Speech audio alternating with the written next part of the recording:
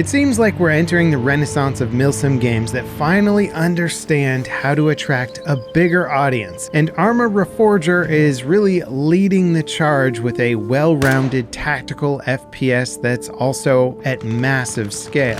It's a hybrid of Arma's tactical realism, scale, and insane depth, but also allows you to play it in a more relaxed way, and it feels like I can enjoy the best parts of Arma without needing to get through that technical overhead, and I think that's a huge win. Let's get into what this game is about. So, Arma Reforger is the latest game in the Arma Milsim franchise, and although it entered early access back in 2022, the latest updates have created quite the stir in the FPS world. It's on both PC and consoles with full crossplay support, and its recent updates added new content, improved stability, and a ton of other things. It might not be the Arma 4 that the Arma 3 fans were waiting for, but I had a ton of fun playing it, and I can really see it laying the groundwork for becoming a truly next-gen and more accessible Arma title. It's sort of like if you took Squad and stretched it back out into a complete sandbox Milsim package, giving you, say, the accessibility of Squad, but with the scale and depth and sort of odd pacing of Arma, which is surprisingly great. And for me, it's like I finally get to see why people have loved Arma so much over the years. Now, when I joined a server for the first time, I was running the conflict game mode, which is basically two teams trying to secure the map across several bases, towns, objectives, what have you. Each team gets supplies and the ability to build reinforcements, customizable loadouts, vehicles, and they have their own radio channels for communication and stuff like that. It's actually quite similar to modes that Squad offers, like Advance and Secure or Invasion, though the bigger picture with Reforger is that it's still a sandbox, so players can actually invent their own modes and scenarios, so you can really just do just about any type of campaign you want in this game, as long as somebody's willing to build it. Now, to be totally fair to the whole onboarding experience, it did take me a little while to actually get my bearings. Walking around, I was checking out one of our bases, asking for some guidance, and eventually I got dropped off at the front lines where I could feel like I was participating in the match. I certainly felt like a fresh reinforcement being dropped off in a battle that had to sort of learn everything that was going on, and the soldiers there were sort of the grizzled veterans. And for the most part, people were pretty nice about providing directions. There were several instances where I was going somewhere with a squad or by myself, and someone would call over the radio and just let everyone know about enemy patrols or opportunities to take an enemy base, and then we'd all converge and take a second to get to know each other a little. It was kind of neat. It's like you go off on your own little adventures, but then everybody sort of is reminded by the command teams that you're all working towards a goal, and you come together and sort of chat up and then move out once again. And it's instances like these that I feel make it hard to communicate what makes Milsim games so engaging, because you often go on long stretches without actually seeing any enemies or firing a shot, but casually chatting with other players, doing your part to contribute to the team, and just immersing yourself in a much more authentic, realistic experience is really what half of the fun is about. And while that is nothing new to the world of Milsim, I think the scale and pacing of Reforger made it feel new to me. Waves of excitement followed by waves of more relaxed logistics and travel that leads to a lot of what I would call quality downtime, making me feel more connected with my team rather than just laser focused on objective gameplay and intense combat. Though I would imagine these dynamics can change up a bit if you're interested in, say, more of a leadership role. You might have to be a bit more engaged throughout the entire duration of a match. Now, Reforger's loadout system is mostly transplanted from the traditional Arma games. You get gear with slots and fill those slots with weapons, gadgets, healing items, ammo, whatever else you need on the battlefield. But you can also loot gear off of dead teammates or enemies to rebuild your kit or just build a new one, which is pretty cool. This could potentially imbalance some of the kits out there if you're starting to combine some of the best weapons together, but there's just something about seeing a weapon on the ground and being able to pick it up and use it that just feels so much more immersive that some of the more restrictive Milsims don't let you do. Now, the weapon mechanics are definitely in the Milsim variety in that they tend to be a little heavy on the recoil side. There's a lot of ammo management, realistic weapon sights, ballistics, etc. But for the most part, I found the weapon mechanics to be generally enjoyable, and I do still think a lot of these games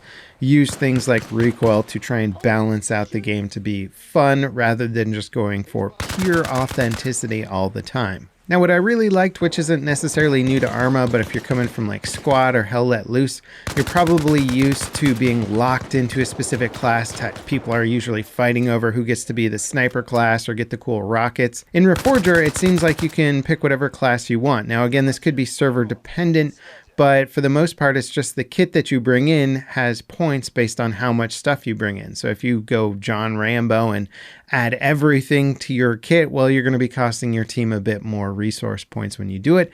But it doesn't mean that you have to feel like you don't get to snipe for an entire round if somebody already has the sniper. You can just pick that kit if that's really what you want to do.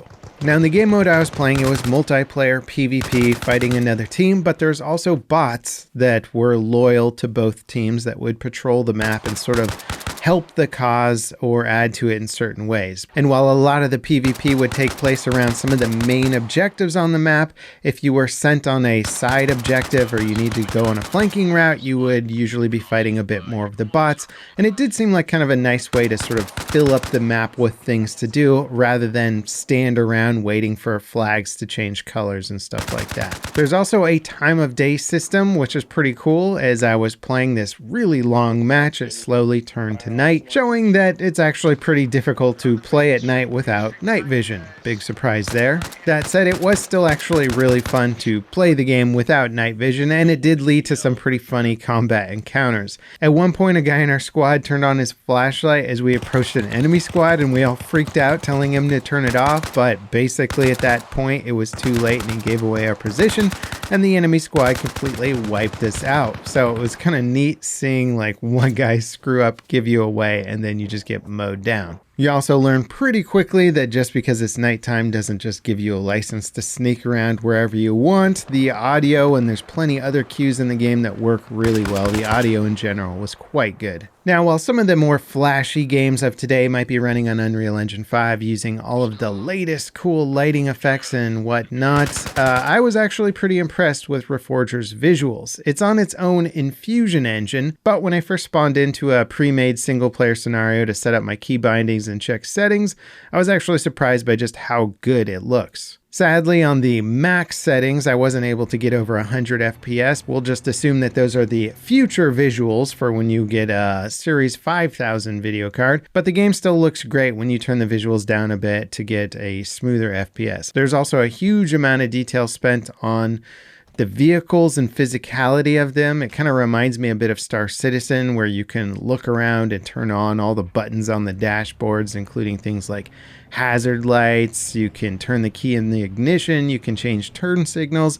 It just adds that extra level of immersion and authenticity that you just don't expect from other games. Even as a passenger, you can interact with some of the controls, which just, it feels realistic. And it's a nice thing to do, especially when you're on a long flanking route somewhere. Having that extra level of detail really means a lot to the game. Now, I'm not going to deny it. I've been a fair weather fan of Arma over the years. I'll come in and check it out when something cool is going on, but otherwise it's certainly not a main staple of what I play. And in that regard, I would not say that I'm qualified to give super in-depth feedback about what Arma should be. However, I will just say that I was in a game for over 2 hours without the match ending, and that does feel pretty weird to me. And that could really be good or bad depending on who you are. It's also highly server dependent, so I guess the player base kind of controls a lot of those factors.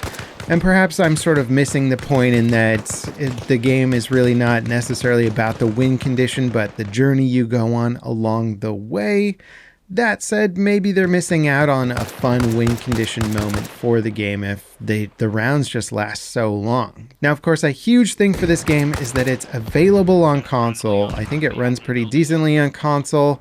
It has crossplay, and a lot of the players I was playing with were on console. And while apparently there can be some issues with dealing with long-range targets when you're playing on console, they seem to be having just as much fun as I was on PC. And this is a huge deal because there aren't any really large-scale Milsims available on console. So Reforger is just an absolute win for that entire audience. This game really feels like it's building up and not just to the side of the Milsim foundation that games like Squad, Hell Let Loose, and Insurgency Sandstorm have laid. Those games collectively have pushed Milsims almost into the mainstream by embracing the quality of life features of more casual games like interactive maps and more directed game modes, and Reforger takes kind of all the best features of those games and combines it into one massive package that is still kind of Arma at the end of the day. You get the weapon customization of a game like Sandstorm, the scale and mode design of Squad, and the more theatrical presentation of Hell Let Loose. I'm actually really excited to play more of this game, and I'm excited about the progress. It feels like it's come a long way since its first release.